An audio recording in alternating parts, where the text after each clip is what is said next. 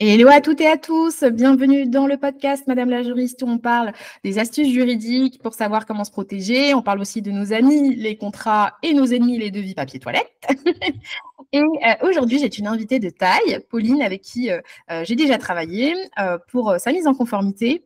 Et aujourd'hui, j'ai envie de lui laisser le micro parce que même si on discute ensemble, puisqu'on a une relation où c'est une legal friend et qu'elle fait partie de la communauté, eh bien, ça peut être aussi intéressant de lui laisser, elle aussi, le micro, la possibilité de parler de son entreprise, de son activité et aussi de se faire connaître. Donc, Pauline, je te remercie. Bienvenue dans ce podcast. Est-ce que tu veux bien te présenter un petit peu pour ceux qui ne te connaissent pas? Hello Sarah et bonjour à tous. Merci Sarah pour ton invitation. Donc moi c'est Pauline, j'ai 36 ans et je viens de créer mon entreprise dans le marketing digital. Super. Et tu t'es lancée du coup il y a combien de temps? Parce que tu dis que tu viens de créer ton entreprise. L'entreprise a été immatriculée fin mars, donc il y a Oui, 2 mois. bah, c'est tout frais. Du coup, tu fais partie du monde des entrepreneurs. Ça y est, officiellement. Est-ce que tu avais une raison particulière pour laquelle tu t'es lancée dans l'entrepreneuriat, Pauline? Alors j'avais déjà une entreprise avant, j'ai créé une micro-crèche, mais suite à des problèmes de santé, j'ai été obligée de changer de profession. Donc j'ai fait une reconversion professionnelle. Et je souhaitais revenir dans l'entrepreneuriat. Alors, c'est vrai que du coup, tu as quand même déjà une expérience dans le monde de l'entrepreneuriat, même si ce n'était pas du tout le même domaine. Tout à fait. Et j'imagine que ça a pu t'aider à te lancer au niveau administratif, ou alors ça n'a rien changé du tout. Je crois qu'on a toujours le syndrome de l'imposteur quand on change. Donc, c'était peut-être un peu plus facile que pour quelqu'un qui se lance pour la première fois. Mais je dirais qu'on revoit toutes les bases. Et du coup, C'est c'était totalement. plus facile, mais peut-être pas, peut-être pas autant qu'on peut le croire. Oui, en fait, c'est une idée reçue selon laquelle, si on avait déjà une entreprise avant, limite, on sait, on ne perd jamais cette compétence de pouvoir recréer et de pouvoir assurer derrière administrativement son entreprise, alors qu'en fonction de l'activité, en fait, ça ne veut absolument rien dire. C'est ça, tout à fait. Et est-ce que, du coup, ça fait partie de tes challenges du moment dans l'entrepreneuriat, là, dans ce lancement d'activité? Est-ce que l'administratif est l'un de tes challenges du moment? Alors, mon challenge du moment, c'est mettre l'entreprise en conformité sur vraiment toutes les parties, enfin même celles qu'on ne croirait pas, et pouvoir me dégager un salaire, enfin prospecter, pouvoir me dégager un salaire d'ici 1 an. Voilà mes objectifs. Et oui, le nerf de la guerre, ça reste quand même le fait de facturer, avoir du chiffre d'affaires, avoir de la visibilité. Mais bon, c'est pas moi qui vais te l'apprendre, étant donné que tu es dans le marketing. Et c'est justement, je trouve, l'un des points, enfin, tu me diras ce que tu en penses, mais je trouve que c'est l'un des points qui fait le plus rêver dans l'entrepreneuriat. C'est mon chiffre d'affaires n'est pas limité, j'ai pas besoin d'attendre qu'un employeur me verse tel ou tel salaire. Mais en réalité, dans les premiers temps, il faut se laisser un peu une marge où on se dit, bah, je ne suis pas sûre pour l'instant, dans les premiers mois, d'être 100% rentable et de pouvoir me dégager une rémunération, mais ça reste mon objectif. Ouais, tout à fait. Au contraire, enfin, perso, je vois plutôt ça sur du long terme, parce que croire que du jour au lendemain, nous tomber tout cul dans le bec, c'est pas la vérité. Il faut beaucoup travailler pour pouvoir commencer à se dégager du chiffre d'affaires. Ouais. Et c'est quelque chose que tu te pourrais dire à une personne qui veut se lancer, par exemple, si jamais tu pouvais voilà, dire à quelqu'un qui voulait se lancer, tu lui dirais voilà, de mettre comme focus plutôt le fait de peut-être garder une sécurité à côté. Qu'est-ce que tu dirais à quelqu'un qui écoute et qui ne s'est pas lancé dans l'entrepreneuriat et qui, même si ça fait 2 mois que tu es lancé, qui aimerait aussi à son tour se lancer dans le marketing? Je dirais avant tout de se former, parce qu'on voit un peu de tout maintenant. Des gens se disent professionnels alors qu'ils n'ont aucune formation. Alors, je dirais pas que la formation, c'est d'avoir une première expérience, quoi. Mm.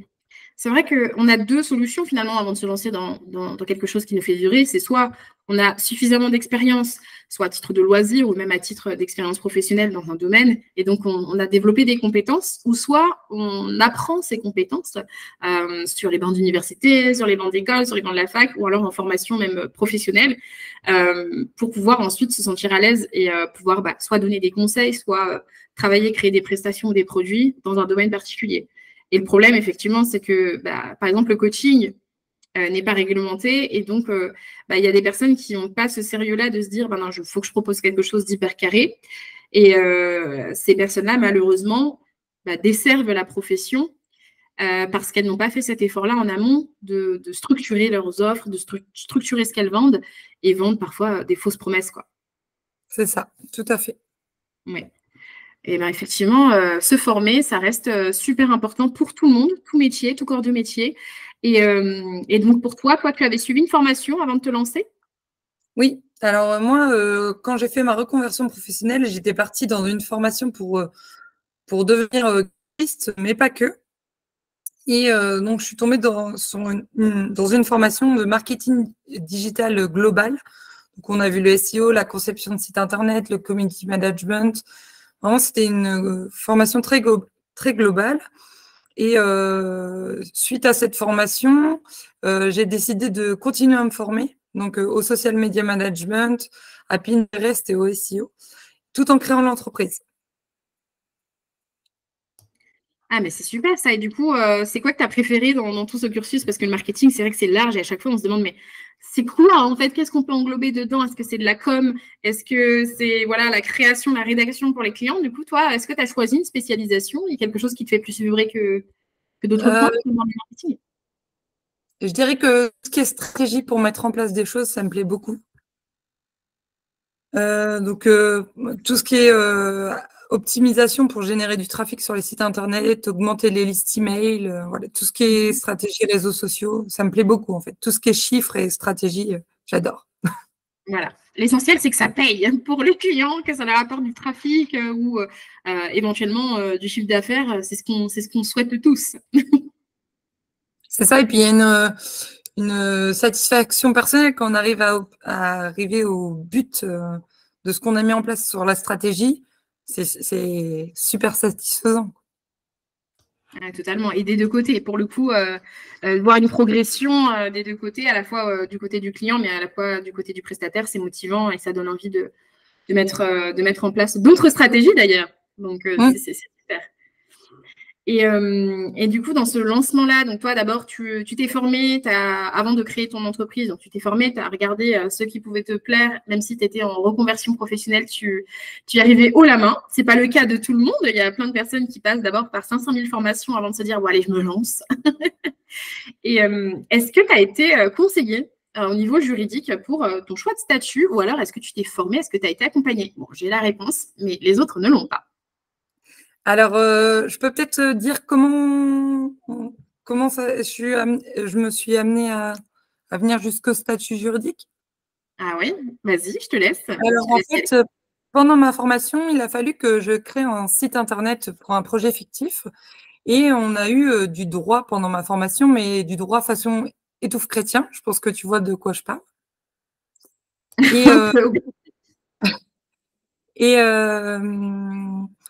donc, pour s'en sortir pour notre examen, on a tous fait un peu pareil avec mes camarades. On a été sur Internet pour les mentions légales, les politiques de confidentialité, et on a pris un peu des trucs à gauche, à droite. On a mis à notre sauce, on a mis ça sur notre site fictif.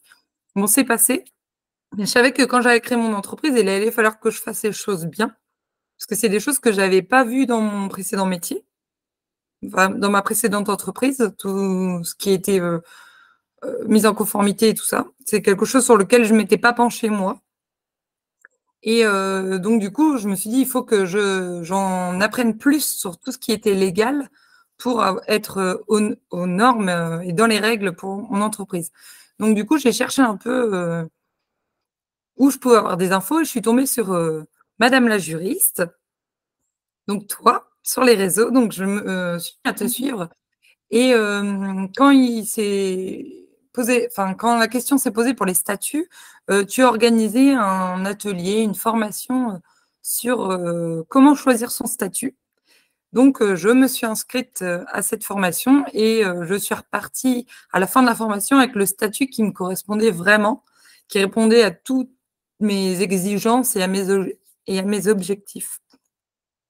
Oui, c'était vraiment un plaisir d'ailleurs de donner cet atelier. C'était la première fois que je le faisais sous ce format. Normalement, je faisais du coup uniquement des formations longues, donc au moins 8 semaines sur la création de société. Et j'ai écouté mon audience, j'ai écouté ceux qui me parlaient, qui me disaient, mais moi, avant de créer une société, il faut d'abord que je puisse savoir si je devrais passer en société, si je devrais créer une société. Donc, j'ai besoin de savoir d'abord quel est le statut le plus adapté à moi. Et donc, on va dire les planètes se sont alignées parce qu'au moment où justement tu étais dans cette réflexion-là, eh bien, j'ai sorti cet atelier et je trouve ça bien de d'abord commencer par, au lieu de demander, tu vois, tout de suite un conseil à un expert comptable ou un avocat sur voilà, je vous donne ça et vous me dites ce qui est fait pour moi. Eh bien, à l'inverse, je trouve que c'est beaucoup plus pédagogue et beaucoup plus simple de partir d'abord de soi et de se dire, voilà, moi, dans ma vie, j'ai telle ou telle préoccupation, tel ou tel besoin, et j'ai besoin, moi, de connaître toutes mes possibilités et de faire mon choix toute seule parce que personne ne connaît aussi bien ma situation que moi-même. Et dans ce format-là, ce que je trouvais assez chouette, c'est que en fonction des cartes que vous avez dans votre propre vie, personne ne choisit le même statut, personne ne choisit la même direction. Et donc, au final, tu avais choisi quel statut? La SASU. Voilà. Et tu avais travaillé, il me semble, avec Swappen, c'est ça, hein? Oui, c'est ça, tout à fait. Et j'étais ravie de leur prestation. Génial. Vraiment, je conseille à 100%. Et si j'avais écouté les gens de mon entourage, que ce soit mes formateurs ou tout le monde nous oriente vers le statut d'auto-entrepreneur. Et je pense que c'est dommage en fait que les gens se lancent dans le statut d'auto-entrepreneur sans avoir conscience de tout ce qu'il y a d'autre comme statut qui pourrait leur convenir. C'est le manque d'informations, mais tu mets totalement le doigt dessus parce qu'il y a un surplus d'informations et un surplus de personnes qui sont spécialisées dans la création de micro-entreprises. Et du coup, on voit que ça sur les réseaux sociaux. C'est-à-dire que même quand tu as demandé sur des forums ou tu as posé des questions, tout le monde va te dire, mais moi, j'ai commencé en micro-entreprise, c'est forcément bien, on paye moins cher, il y a ci, il y a ça. Alors que si on choisit le bon statut qui nous va bien comme on enfilerait des bottes à notre taille, eh bien, on avance plus sereinement et on atteint plus facilement nos objectifs. Et par exemple, la SASU, alors, on n'est pas dans la SASU, je pense, pour les mêmes raisons, mais tu diras peut-être la raison pour laquelle c'était le plus adapté à toi. Mais là, par exemple, moi, en l'occurrence, je suis en SASU sur mon bar à modèle pour les produits digitaux, tout simplement parce que l'objectif, c'est qu'à terme, en 5 ans, il y ait un maximum de dividendes et donc que je puisse avoir des actionnaires. Et à l'heure actuelle, aujourd'hui, c'est parce que c'est le statut qui me permet le plus de cotiser pour les couvertures sociales, santé et en prévision d'une future grossesse. Alors même que c'est le statut qui me coûte sur le papier peut-être plus cher en termes de paiement et de versement de cotisation sociale, mais je sais pourquoi je le fais. Et en fait, si on y pense à la fin, mais tu y penses que quand tu te rends compte que tu es à la retraite et que tu n'as pas malheureusement suffisamment cotisé et que tu regrettes un petit peu, c'est dommage. Alors qu'avant, si tu avais juste eu les informations et que tu avais pu calculer par A plus B ce qui était plus rentable pour toi, tu l'aurais fait. Alors, c'était quoi les raisons pour toi, Pauline? Moi, j'ai des problèmes de santé, donc il fallait que je m'assure un futur un peu plus compliqué au cas où. Et c'était maintenant qu'il fallait y réfléchir et pas quand ou si un jour ça devient compliqué, il aurait été trop tard pour avoir de bonnes garanties, entre guillemets. Tout à fait. Et sur ce chemin du légal, justement du juridique, tu disais que c'était pas forcément une chose aisée, même si tu avais déjà une entreprise avant, de te mettre en conformité sur cette nouvelle activité. Est-ce que pour toi, c'était une évidence, même si tu avais eu le petit travail qui a été fait en formation en amont d'un peu inventer des CGV, des règles, des bases légales et tout, est-ce que spontanément, tu t'es dit, non, là, avant même que je signe mes premiers clients sur cette activité, il faut que j'ai des contrats béton, des CGV béton? C'était un besoin pour toi? Oui, ouais. Tout comme me protéger en cas de problème de santé, je trouvais que c'était très important de me protéger moi-même et protéger mon entreprise au cas où, s'il y a un problème, un conflit avec un client, ou je voulais que tout le monde soit protégé. Mes clients soient protégés, moi je sois protégée. Voilà, c'était le but le but ultime, c'est d'avoir vraiment une société béton. Et en plus, derrière, c'est comme tu le disais, les clients sont aussi protégés. Donc, pour moi, ça va aussi dans la lignée du customer care. Et avant même d'accueillir ses clients, avoir déjà un socle comme ça où on se dit, il y a un respect mutuel, aussi bien de mon côté que de ton côté. Et on sait que si jamais il y a un souci, on pourra avoir un cadre de discussion sain. Et pas justement, dès qu'on a un problème, se dire non, en fait, j'avais mal interprété ci, ou alors finalement, je pensais que je ne devais pas te payer ci ou ça. Tout est mis noir sur blanc. Et toi, de ton côté, tu ne peux pas décider en plein milieu d'une prestation, je ne sais pas, d'un accompagnement de 6 mois, que tu allais juste réaliser 3 mois et puis te barrer dans les îles Caïmans, tu vois. Donc, c'est quand même déjà une preuve de respect et ça renforce, selon moi, votre image de marque de manière générale, de se dire, il y a certains clients qui ont l'habitude, vous savez, de tournoyer un petit peu vers les nouveaux créateurs d'entreprises parce qu'ils savent qu'on voit nos tarifs à la baisse. Souvent, on n'est pas accompagné juridiquement, on ne va pas penser à avoir des avocats ou des CGV. Alors que là, si tu accueilles ton client avec tes documents juridiques en béton et pas seulement un devis d'une page et que tu as tout le process juridique qui est carré, tu peux avoir deux possibilités. C'est soit le client qui est tellement content et qui se dit « Non, mais si elle est carrée comme ça, ne serait-ce qu'au départ, la collaboration va bien se passer. » Donc, première bonne impression. Et tu as le côté aussi répulsif du client qui, parfois, aurait pu être beaucoup, beaucoup, beaucoup trop, justement, gratteur, qui allait profiter du flou, du flou artistique qui était posé sur le juridique et qui allait t'en demander beaucoup plus que dans ce qui était prévu dans la mission, parce qu'il n'y avait rien d'écrit et qu'il a l'habitude de le faire. Donc, on repousse les mauvais clients et on attire à nous les bons clients. C'est ça. Et je sais que tu m'as dit que tu n'avais pas forcément d'anecdotes à partager, mais est-ce que tu as quelque chose que tu aimerais dire à quelqu'un qui hésite encore sur se mettre en conformité, se protéger? Qu'est-ce que tu lui dirais? D'imaginer le pire. Je suis d'une nature où je suis très positive, mais j'aime toujours penser au pire pour le prévoir au cas où. Donc, de penser au pire et de se protéger au cas où le pire arrive un jour. Il sera en conformité s'il travaille avec toi. C'est vrai. Il aura une barrière qui se posera et qui lui dira stop. On a déjà la solution, n'essaye pas. Super. Bien, je te remercie, Pauline. J'aimerais beaucoup t'entendre aussi nous parler de ton projet, du coup, des futures offres, si elles sont encore en cours de création. Qu'est-ce que tu aimerais aujourd'hui dire pour parler de ton activité pour ceux et celles qui aimeraient potentiellement travailler avec toi? Alors, moi, mes offres sont encore en création, mais je vais pouvoir aider les entrepreneurs. Alors, mon cœur de cible, c'est les professionnels du droit et de la finance, mais je peux aider tout le monde, entre guillemets. Je propose sur mon Insta des rendez-vous Calendly. D'ailleurs, pour les rendez-vous Calendly, on a besoin des documents de Sarah parce qu'on récolte des données personnelles pour prendre les rendez-vous et c'est quelque chose que je n'avais pas notion avant d'avoir contact avec toi, par exemple. Voilà, petite piqûre de rappel, le juridique est partout. Voilà, c'est ça. Même où on ne s'y attend pas, c'est partout. Donc, n'hésitez pas à prendre rendez-vous sur Calendly pour discuter de vos besoins. Moi, donc, ça va être tout ce qui va être vous aider à gagner en visibilité. Et est-ce que tu as le compte Instagram à nous partager? Est-ce que c'est ton nom, ton prénom? Voilà, tu peux nous le donner, s'il te plaît. C'est paulinelev.cm. Parfait. Eh bien, merci beaucoup. Moi, je vous recommande vivement de travailler avec elle. Pauline est une personne qui prend vraiment le temps d'écouter de A à Z ce que vous pouvez proposer. Et surtout, en démarrage d'activité, l'essentiel, c'est de se dire que souvent, on a encore plus de temps, d'énergie à donner dans un projet client. Donc, en fait, c'est tout bénef à la fois pour vous et pour elle. Donc, si vous voulez la contacter, n'hésitez pas soit à m'écrire, soit à lui écrire directement sur ce compte Instagram. Pauline, je te remercie d'être venue sur ce podcast, d'avoir partagé ton expérience aussi bien avec le juridique, mais aussi avec ton lancement d'activité. Je te souhaite le meilleur pour la suite. Peut-être que nos chemins se recroiseront et que je travaillerai avec toi et qu'on échangera les places en tant que professionnel du droit. Avec plaisir. Voilà. Et pour vous autres qui nous écoutez, je vous dis à très bientôt dans un prochain épisode de podcast.